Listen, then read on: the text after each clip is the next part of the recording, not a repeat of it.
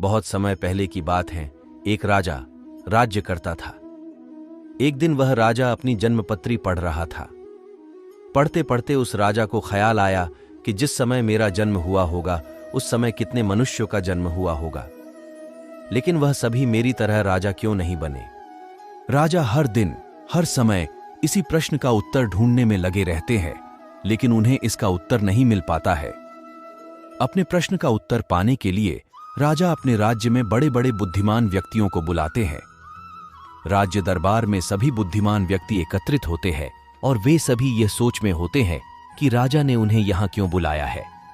राजा उन सभी बुद्धिमान व्यक्तियों का अभिनंदन स्वीकार करते हैं और उनसे पूछते हैं कि जिस समय मेरा जन्म हुआ उसी क्षण में और भी कितने सारे व्यक्तियों का जन्म हुआ होगा, लेकिन उन सब व्यक्तियों में से मैं ही क्यों राजा बना, वह सभी राजा क्यों नहीं बने। राजा का यह प्रश्न सुनकर सभी बुद्धिमान व्यक्ति इस प्रश्न के लिए सोच विचार करने लगे, लेकिन सभी बुद्धिमान व्यक्ति सोच विचार करने के बाद भी उनके प्रश्न का उत्तर नहीं दे सके। उसी राज्य दरबार में एक बुजुर्ग बुद्धिमान व्यक्ति भी बैठे हुए थे। वह सारी बातें सुनकर थोड़ी देर बाद बोले कि इस प्रश्न का उत्तर तुम्हें एक महान साधु देंगे, जो कई वर्षों से एक घने जंगल में तपस्या कर रहे हैं। यह सुनकर राजा अगले दिन ही अपने सैनिकों के साथ उस जंगल की ओर निकल पड़ा। फिर कुछ दूर पहुंचते ही राजा को वहां एक छोटी सी कुटिया दिखाई दी। जब राजा उस कुटिया के पास पहुंचा तो उसने देखा कि एक साधु वहां बैठे आग के अंगारे खा रहा है। यह देखकर राजा चकित रह गया। फिर राजा ने हिम्मत करके उनसे कहा कि हे साधु, मैं आपको प्रणाम करता हूं। मैं आपसे एक प्रश्न पूछना चाहता हूं कि मेरे जन्म वाले दिन और भी कितने मनुष्यों का जन्म हुआ है, लेकिन उन सभी में से मैं ही क्यों राजा बना। तब साधु यह प्रश्न सुनकर बोले कि हे राजन, मैं तुम्हारे इस प्रश्न का उत्तर नहीं दे सकता। थोड़ा आगे चलकर तुम्हें एक और साधु मिलेंगे, वही तुम्हें इसका उत्तर दे सकते हैं। यह बात सुनकर राजा दूसरे साधु की तलाश में आगे निकल पड़ा।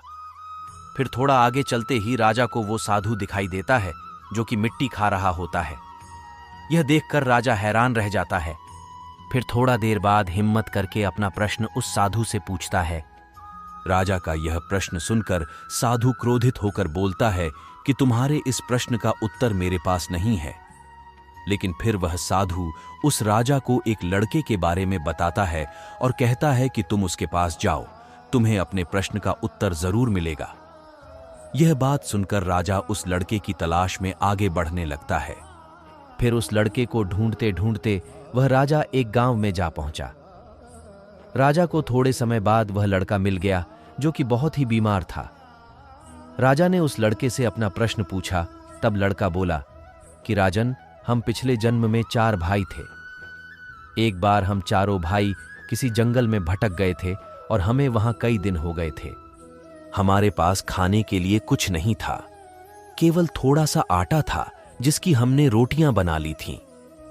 जैसे ही हम वह खाने लगते हैं, हमारे पास एक बाबा आ जाते हैं जो कि बहुत भूखे थे। वह हमसे भोजन मांगते हैं।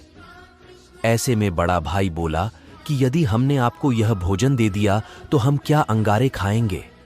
दूसरा भाई बोला कि अगर हमने यह भोजन दे दिया तो क्या हम मिट्टी खाएंगे। अब जब मेरी बारी आई तो मैंने भी रोटियां देने से मना कर दिया। परंतु राजन, तुम बहुत दयालु थे। तुमने अपने हिस्से का भोजन उस बाबा को देकर उसका पेट भरा और तुम्हारे इस पुण्य के कारण ही तुम इस जन्म में राजा बने। रास्ते में जो साधु तुम्हें अंगारे खाते हुए और मिट्टी खाते हुए मिले थे, वह दोनों तुम्हारे भाई थे और तुम्हारा तीसरा भाई मैं हूं जो इस समय मौत के मुंह में हूं। हे राजन, इसी प्रकार हम सभी भाइयों को अपनी अपनी करनी का फल मिला है। राजा को यह सुनकर अपने प्रश्न का उत्तर मिल जाता है।